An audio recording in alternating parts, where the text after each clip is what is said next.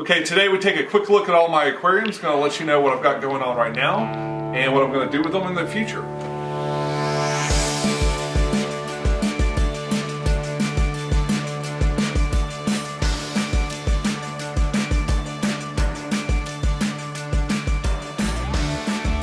Hey YouTube, this is pecktec, and I've got a lot of aquariums and I've got a lot of projects all the time. So what I think I might do is break down a couple of these tanks. But before I do, and just to kind of let you know where they are right now, let's take a quick look at all the aquariums I have in the house and at work.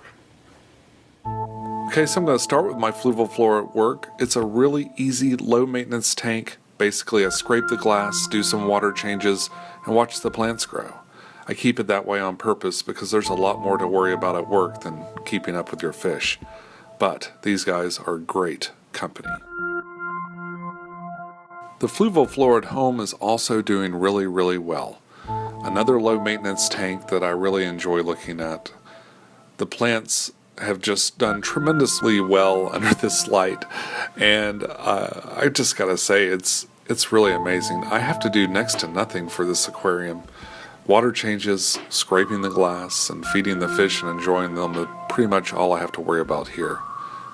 You'll notice that right next to it is an aquarium from downstairs that I just moved upstairs. It was having a lot of trouble with cyanobacteria. I didn't think that plant was doing too well being away from light, so I put it up near a window, hoping it would grow really well. I've seen these things full size, and they do get quite large, so we'll have to see. This aquarium might get broken down too, but for now, it's a nice home for this guy. One of the very first unboxing and setups I did for YouTube was the Fluval Spec 2-gallon, and here it is today. It's still doing alright. Looks really great as a little tiny garden here. The beta that lives in here is quite old, and he's kind of hiding in back, but he's still in there. Not far away on a bookshelf is the Fluval Spec 2.5-gallon. I really got to pull it out of this cabinet. I can't get in there to maintain it, and the aquascaping's kind of starting to float around and get away from me a little bit. I can still do water changes okay, and this is a very, again, low maintenance tank, but it just needs to come out of this cabinet, so I'm going to find another place for it soon. My daughter's Fluval Spec is also doing really well. It has no fish in it right now. She can't bring herself to add another fish to it, but another really beautiful garden. Now we see the Fluval Spec here next to my bed, and it has no fish in it. It's just growing plants right now. I've got some plans to kind of do some modifications to this aquarium that might be kind of interesting.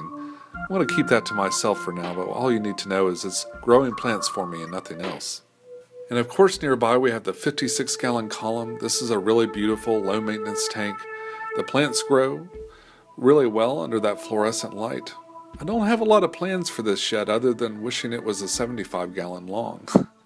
But we'll see what happens in the near future.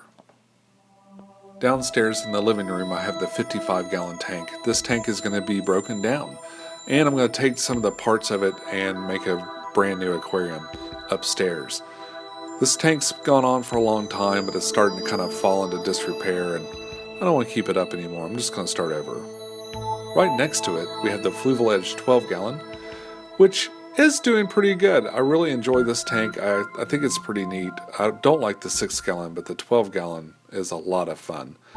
And what I think I might do is a rescape on that at some point this year. But for now, it's probably just going to stay as it is. We talked about the 12-gallon a lot last week. It's still looking great. Really enjoy these baby tears. What a fantastic little plant. Not far away is the 30-gallon. This is another tank that's going to be broken down. It's just been up too long, and I can really use all these plants and stuff to really make something else out of it. It's kind of a nice looking tank right now, and it's a lot of fun. I've added these new fish, which I'm really enjoying. But I think it's probably about time to just take this thing and break it down and see what else I can make out of it. And plus I'll have room for something new. The last tank is the 27-gallon cube, and it is a really neat tank. I've just let it go completely jungle. I'm going to be pulling a lot of these plants out when I start this other tank soon. I'm basically going to pull plants out and beef up the other tank, but other than having some algae problems, which I'm really sure are probably because it's right next to a window, it's been doing really well. I put a lot of stuff that eats algae in there, but that's really not quite enough. But very soon, I'll probably move this guy upstairs and get him away from that window, and we'll see if anything improves. Alright folks, so that's all the tanks, and I've got, of course, big plans in the future for every one of these things.